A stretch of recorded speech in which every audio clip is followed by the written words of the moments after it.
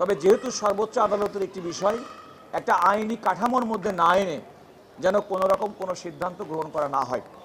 যেমন আমাদের লার্নেড বন্ধু ব্যারিস্টার সানজিদ সিদ্দিকী উল্লেখ করেছেন, বাস্তব কথা হচ্ছে আমাদের যে সমস্ত যন্ত্রচালিত গাড়ি, আমাদের প্রাইভেট কার, ট্রাক, বাস, এগুলো কিন্তু সড়ক পরিবহন আইন দ্বারা, এবং সেক্ষেত্রে লাইসেন্স নেওয়া হয়, ড্রাইভারদের লাইসেন্স দেওয়া হয়।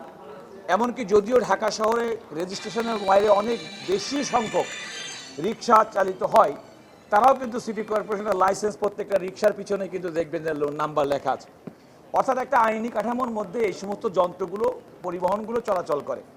আমার মূল বক্তব্য ছিল যে একটা আইনি কাঠামোর মধ্যে এগুলোকে আনা উচিত এবং তারপর এগুলো চালানো উচিত।